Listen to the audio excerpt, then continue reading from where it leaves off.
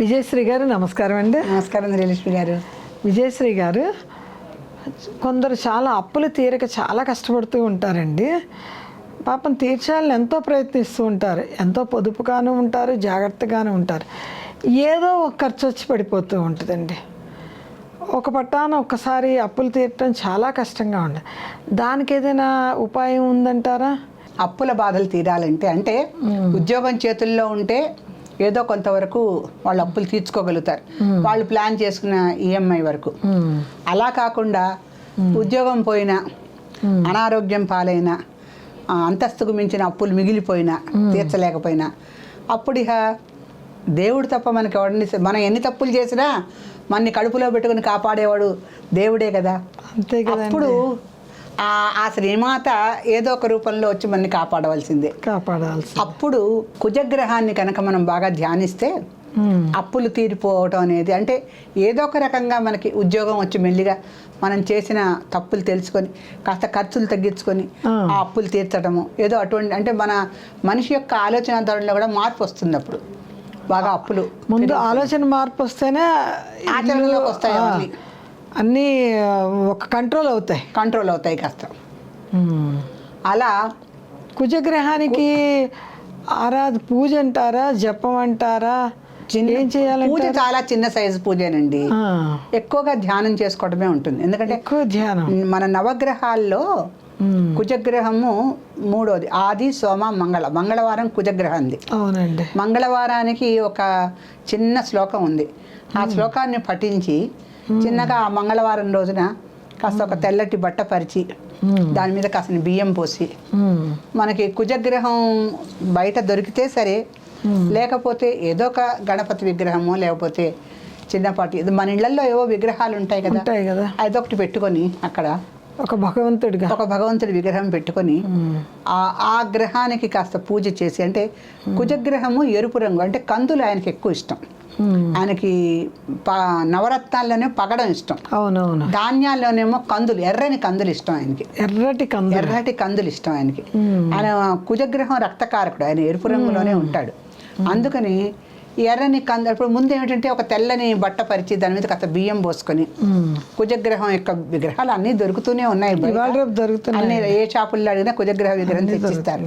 ఓసారి తెచ్చుకొని పెట్టుకొని, లేదంటే అన్ని గ్రహాలకి ఈశ్వరుడు ఎవరంటే శివుడే. ఒక శివుడి లింగం పెట్టుకోను, లేకపోతే ఒక ఆంజనేయ స్వామి విగ్రహం పెట్టుకోను, వాళ్ళ వీలుని బట్టి కుజగ్రహం విగ్రహం దొరకకపోతే ఆంజనేయ స్వామి విగ్రహం అన్నా పెట్టుకోవచ్చు, శివుడి యొక్క లింగం అన్నా పెట్టుకోవచ్చు.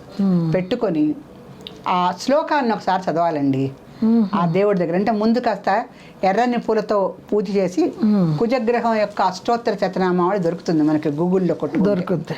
కుజగ్రహం యొక్క అష్టోత్తర శతనామావళి చదివి, ఏమీ అక్కర్లేదు, అంత బెల్లం మొక్క నైవేద్యం పెడితే చాలా ఆయనకి.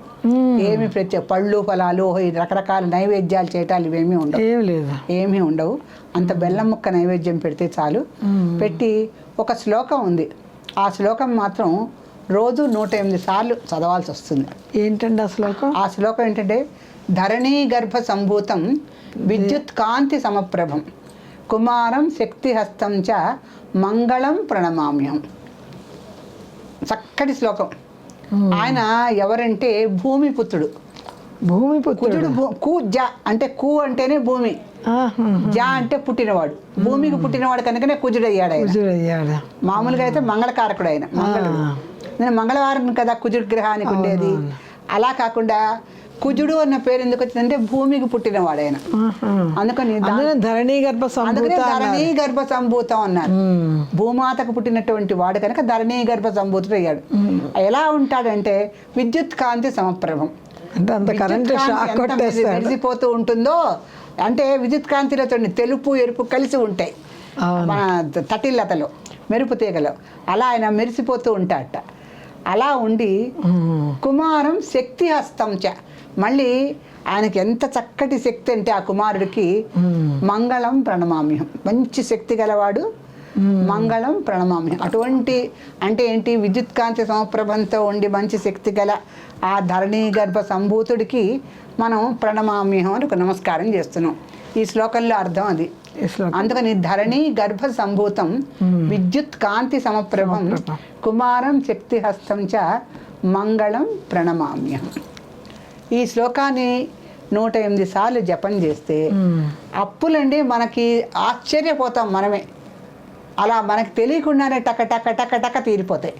మనమేనా ఇలా ఉన్నాం ఇవాళ రోజున ఇంత నిశ్చింతగా అని ఆశ్చర్యపోయేంత సులభ పద్ధతిలో ఎక్కడి నుంచి డబ్బు వస్తుందో, ఎలా ఉద్యోగం వస్తుందో, ఎలా అప్పులు తీరుస్తావో మనకే తెలీదు. అలా టకటక అప్పులన్నీ తీరిపోతాయి. హాయిగా కుటుంబంలో ప్రశాంతంగా సులభంగా అన్ని తీర్చేసుకొని, అప్పు లేని వాడు కోటీశ్వరుడు కన్నా ఎక్కువ గొప్పవాడంట. గొప్ప కోటీశ్వరుడు కన్నా గొప్ప. అప్పు లేకపోతేనే కదండి మనశ్శాంతి ఉండేది, దాంతోనే ఆరోగ్యం కూడా ముడిపడి ఉంటుంది కదా. ఆరోగ్యం మరి ఆరోగ్యం ఎంత డబ్బున్నా ఆరోగ్యం లేకపోతే ఏం లాభం? అందుకని చేసి ఈ అప్పులు తీర్చే మార్గంలో ఏంటంటే ఈ ప్రధానంగా అంటే మనం ఏదో కొంతమంది చిట్టీలు వేస్తారు, కొంతమంది ఏవో ఇవి పాడుతూ ఉంటారు, పాట పాడి తీసుకుని ఉంటాయి, రకరకాలు మన సొసైటీలో ఉన్నప్పటికీ కూడా వాటన్నిటికన్నా కూడా అంటే ఆ చిట్టి వేయడానికి కూడా ప్రతి నెల డబ్బులు కట్టాలిగా మళ్ళీ. అవునవును కదా. చిట్టి వేసి అప్పులు తీర్చే వాళ్ళు చాలా మందిని చూస్తున్నాం. దానికి మళ్ళీ డబ్బులు కావాలి కదా. అలా కాకుండా శుభ్రంగా ఈ కుజ స్తోత్రం గనక 108 సార్లు చదివినట్టయితే తప్పనిసరిగా అప్పులన్నీ మనకి కళ్ళు మూసుకొని తెరిచే లోపల తీరిపోయాయనంత సులభంగా తీరిపోతాయి. కాకపోతే ఏ పూజకైనా ఏ స్తోత్రానికైనా శ్రద్ధ చాలా అవసరం. ఏదో చదివామని కాకుండా శ్రద్ధ భక్తి ఉండాలి. గట్టిగా ఆ కుజుడిని ప్రార్థించుకొని మనసులో మా అప్పులన్నీ తీరిపోయేలా చేయని ఆయన అని దండం పెట్టుకొని ఈ శ్లోకం కనుక చదివినట్టయితే, ఎందుకంటే ఈ శ్లోకం వ్యాస మహర్షి ప్రోక్తమే, ఎవరో చెప్పింది, వ్యాస భగవానుడే రచించాడు ఈ శ్లోకాన్ని. ఆయన చెప్పిన శ్లోకాన్ని ఒకసారి మనం రోజు చదువుకుంటే 108 సార్లు తప్పనిసరిగా అప్పుల్లోంచి బయటపడి ప్రశాంతంగా జీవించగలుగుతాం. చాలా మంచి విషయం చెప్పారండి. శ్రీమాత్రే నమః.